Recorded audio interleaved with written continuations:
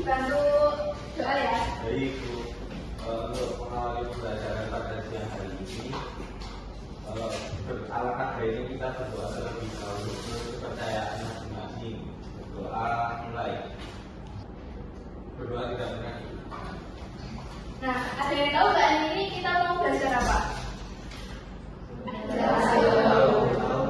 Jadi kita tuh mau belajar tentang kebijakan moneter sama kebijakan fiskal. Ada yang tahu nggak ini?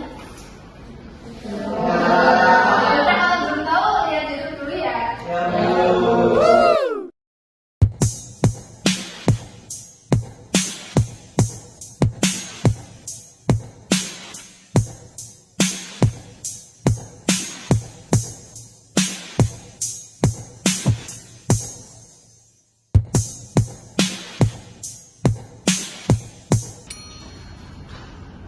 Pengertian tujuan dan instrumen kebijakan fiskal.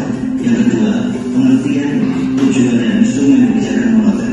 Yang ketiga, perbedaan kebijakan fiskal dan moneter. Dan yang keempat, bagaimana penerapan kebijakan fiskal dan moneter di Indonesia. Kita akan membahas kebijakan fiskal. Pengertian kebijakan fiskal. Kata fiskal menurut Kamus Besar Bahasa Indonesia memiliki arti berkenaan dengan urusan pajak atau pendapatan negara.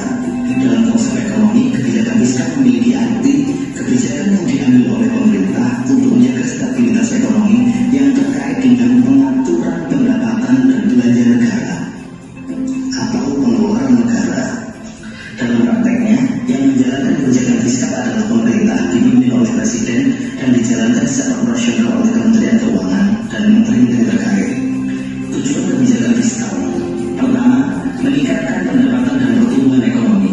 Yang kedua, mendorong tumbuhnya lapangan kerja sehingga dapat mengurangi pengangguran. Yang ketiga, menjaga stabilitas harga sehingga dapat menekan inflasi.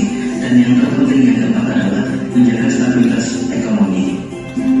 Instrumen kebijakan fiskal. Ada dua instrumen utama kebijakan fiskal, yakni pengeluaran negara dan penerimaan negara. Pengeluaran negara merupakan semua pengeluaran yang dilakukan oleh pemerintah untuk berbagai kegiatan operasional, pembangunan, dan kegiatan lain yang dilakukan oleh negara. Ada 4 bentuk pengeluaran negara. Pertama, belanja rutin. Yang kedua, belanja pembangunan. Yang ketiga, subsidi. Dan yang keempat adalah insentif. Belanja rutin terkait dengan pengeluaran untuk operasional negara, misalkan membayar gaji. Belanja pembangunan terkait dengan upaya untuk membangun sebuah negara, misalkan membangun infrastruktur. Subsidi terkait dengan pemberian bantuan kepada masyarakat kepada negara secara tidak. Oke, pelaksana kebijakan fiskal tadi siapa tuh?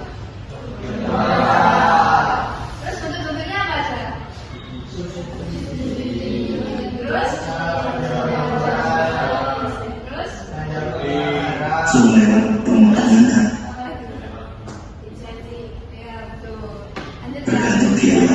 Insentif merupakan pemberian bantuan uang kepada rakyat oleh negara secara langsung, misalkan bantuan langsung tunai atau BLT. Penerimaan negara merupakan berbagai sumber penerimaan yang dapat dijadikan alternatif untuk mengisi kas negara. Ada 4 sumber penerimaan negara. Pertama, pajak, merupakan pungutan wajib dari pemerintah atau dari negara kepada rakyat. Kemudian bea cukai. Bea cukai merupakan pungutan yang dilakukan oleh pemerintah terhadap barang impor ataupun ekspor, serta terhadap barang-barang tertentu yang diambil khusus oleh undang-undang, misalkan rokok. Yang ketiga adalah penerimaan negara bukan pajak, misalkan penerimaan negara berasal dari sitaan, denda, dan lain sebagainya. Dan sumber keempat adalah hutang atau hibah. Hutang merupakan pinjaman yang diberikan kepada negara dari pihak ketiga, sedangkan hibah merupakan pemberian yang diberikan kepada negara. Ya, ini kan instrumen kebijakan fiskal ada yang pengeluaran sama pendapatan. Nah, pendapatan tadi apa saja? Ya, terus apa lagi? Ya, terus ya, betul.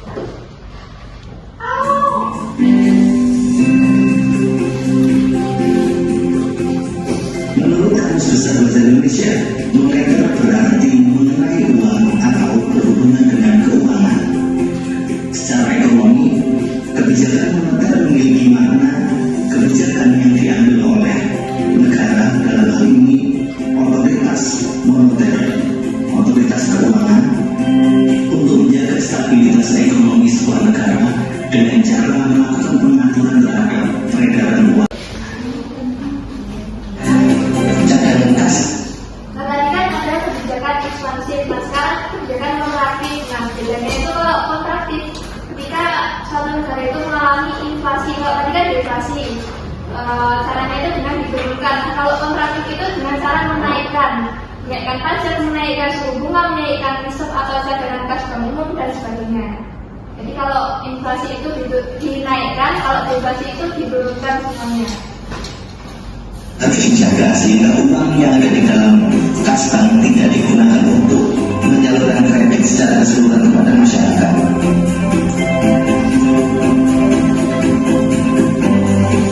Perbedaan kebijakan fiskal dan kebijakan moneter. Sejatinya kebijakan fiskal dan kebijakan moneter memiliki tujuan yang sama, yakni membangun dan menjaga stabilitas perekonomian sebuah negara. Namun dalam prakteknya memiliki sedikit perbedaan. Dari sisi pelaksana, kebijakan fiskal dilaksanakan oleh pemerintah, dalam hal ini presiden yang dibantu oleh para menterinya, sedangkan kebijakan moneter dilaksanakan oleh Bank Indonesia. Dari sisi instrumen utama kebijakan fiskal adalah aspek pengeluaran dan penerimaan negara, sedangkan instrumen utama kebijakan moneter adalah penetapan nilai suku bunga, penetapan cadangan kas pada bank umum, dan operasi pasar terbuka. Nah, sekarang kita tes dulu nih. Tadi kan sudah tahu ya kebijakan fiskal sama kebijakan moneter. Ada 4 tujuan utama kebijakan moneter. Pertama, menjaga stabilitas ekonomi negara. Yang kedua, menjaga keseimbangan neraca pembayaran. Yang ketiga, menjaga stabilitas harga dan menekan inflasi. Dan yang terakhir, mendorong tumbuhnya lapangan kerja baru. Instrumen kebijakan moneter. Ada 3 instrumen utama kebijakan moneter.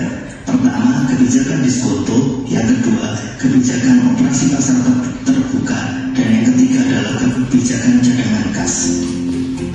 Kebijakan diskonto merupakan kebijakan yang diambil oleh Bank Sentral, dalam hal ini melakukan penetapan nilai suku bunga yang harus dibayarkan oleh Bank Umum kepada Bank Sentral. Dengan kata lain, kebijakan diskonto merupakan kebijakan yang dilakukan oleh Bank Indonesia dengan mematok nilai suku bunga. Bank Indonesia melakukan penyesuaian suku bunga setiap sebulan sekali. Kebijakan operasi pasar terbuka. Kebijakan ini terkait dengan upaya Bank Sentral untuk menjaga stabilitas nilai tukar mata uang dalam negeri, dalam hal ini rupiah, terhadap mata uang luar negeri. Bank Indonesia melakukan campur tangan terhadap jalannya perdagangan di pasar modal dan juga di pasar keuangan. Campur tangan ini berupaya menjaga agar nilai tukar rupiah dan nilai pasar modal stabil. Kebijakan cadangan kas merupakan penetapan nilai cadangan yang harus dimiliki oleh Bank Umum. Dalam hal ini, Bank Indonesia menetapkan jumlah minimum cadangan kas yang harus ada di dalam sebuah bank.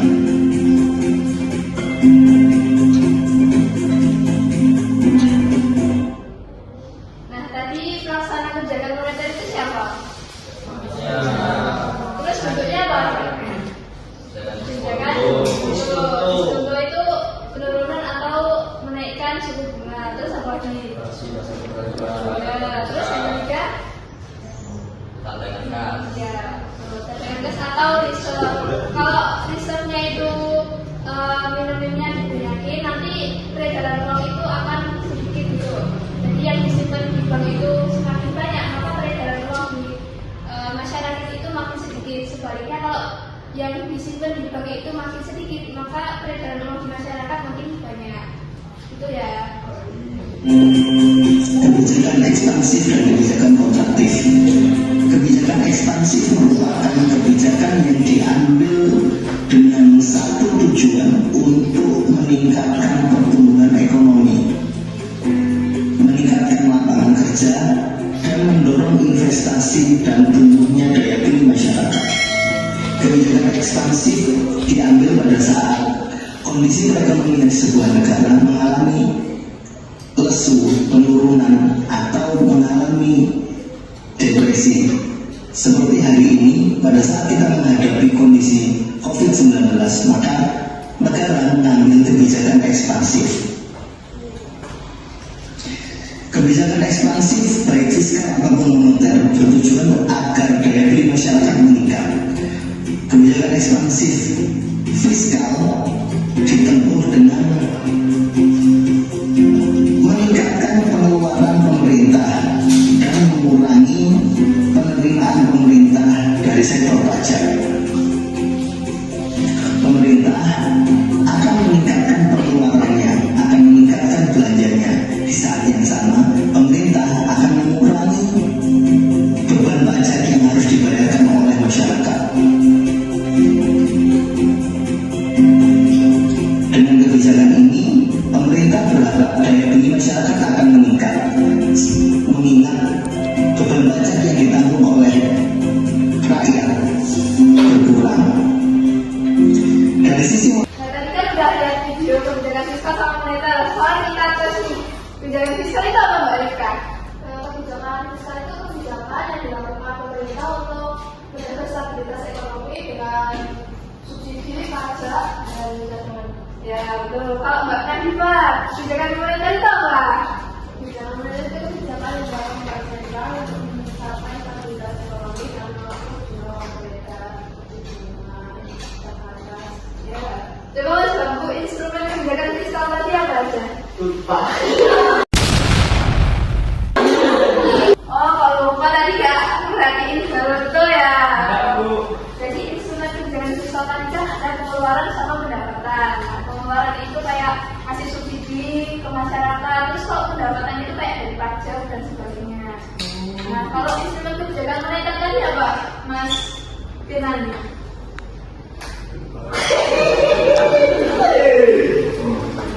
Ada bunga, ada dagangan, ada terbuka gitu. Nah, kebijakan fiskal sama moneter itu dilakukan kalau perekonomian kita itu mengalami fluktuasi atau goncangan, jadi nggak lurus-lurus aja gitu. Nah, misalkan kemarin kan tahun 2020 kan kita kena pandemi ya. Nah, perekonomian kita itu tuh terpuruk, jadinya nggak ada perputaran uang gitu. Misal saya sebagai pemerintah memberikan subsidi kepada masyarakat. Nah, kan kita kan kasih subsidi, jadinya perputaran uang itu tetap berjalan gitu. Bisa nggak kasih subsidi melakukan kebijakan moneter? Nah, contoh lain itu kita melakukan penjualan atau pembelian obligasi. Misal kita sebagai konsumen menjual obligasi ke masyarakat. Nah, ini kan jadi uang yang beredar di masyarakat itu jadi berkurang, makanya inflasinya jadi turun. Terus kita bisa membeli obligasi dari masyarakat. Nah itu kan jadi uang yang beredar di masyarakat itu jadi nambah. Nah nanti kan deflasinya itu jadi berkurang. Nah itu udah paham semuanya?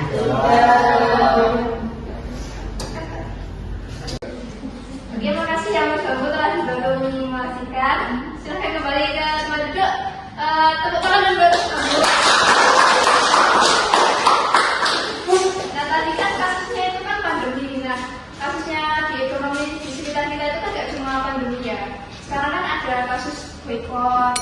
Terus kemarin kan harga-harga juga naik. Terus karena hasil pemilu itu, terus karena lebaran. Nah sekarang kita duduk kelompok ya buat mendiskusikan gimana sih cara mengatasi kasus boykot tadi itu dengan kebijakan fiskal maupun kebijakan moneter. Nah saya duduk kelompok yang ini mendiskusikan dampak dari kegiatan boykot, terus gimana cara mengatasinya. Ini dampak dari adanya kemarau panjang, terus gimana cara mengatasinya. Nah untuk yang dua baris yang belakang ini kalian diskusikan ya, dari kebijakan fiskal sama kebijakan moneter itu yang paling efektif itu yang mana? Gitu. Jelas ya semuanya ya? Jelas. Oke, sekarang didiskusikan dulu ya. Oh ya, gimana? Saya mau tanya kalau COVID-19 itu kan kita kan di rumah, kita sepertinya Iya, betul. COVID-19 itu Oke, ini udah pada diskusi semua kan, udah pada tahu jawabannya kan? Oke, sekarang kelompok 1 dong. Tapi kan sudah ada grafiknya. Perwakilan kelompok 1 ya sini. Kasihkan kasusnya untuk boykot. Terus dampaknya boykot itu apa? Dampaknya boykot itu mengakibatkan kepala aktif Indonesia Berdiri yang berakibat pada pendapatannya turun dan harganya juga turun. Nah, terus kebijakan yang digunakan apa? Di sini kelompok kami setuju untuk menggunakan kebijakan fiskal sebagai untuk menyembuhkan penyakit ini. Setuju. Dengan menurunkan pajak agar masyarakat tertarik untuk melakukan pembelian maupun investasi. Nah, dengan adanya kebijakan fiskal ini, maka kurva AD pun kembali naik dan naik. Ya, pada setuju kami. Setuju.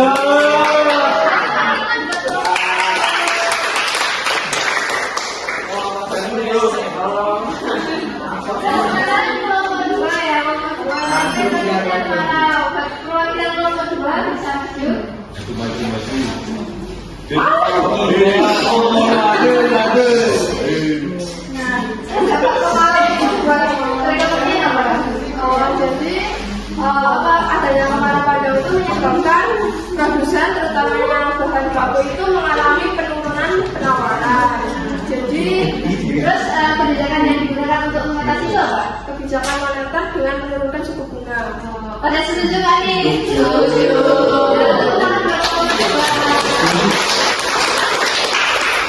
Terus kan yang tadi yang dibelakang diskusi mana yang lebih efektif. Nah, kelompok yang sini pilih kebijakan mana?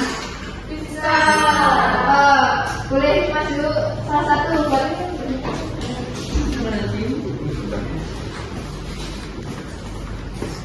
Kenapa nih kelompok 3 memilih kebijakan fiskal? Karena kan tadi kasusnya COVID-19 Bu. Nah, kalau dari kelompok kami lebih efisien kebijakan fiskal, karena kalau kebijakan moneter itu cenderung lama. Kan kalau COVID-19 itu kan kita mengalami ekonomi yang penurunan kan Bu.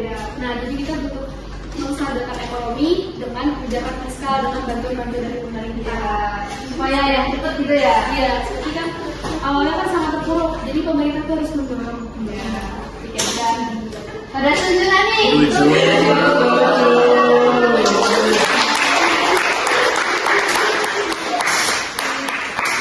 Sekarang terus kelompok tadi itu yang kebijakan apa? Boleh salah satu maju buat kira-kira kenapa nih kelompok 4 kok memilihnya kebijakan moneter? Kelompok kami memilih kebijakan moneter karena kalau kebijakan fiskal itu hanya berlaku pada jangka pendek dan menengah. Terus juga menyebabkan kayak ketergantungan dan juga pengangguran. Ya betul. Setuju nggak nih? Setuju.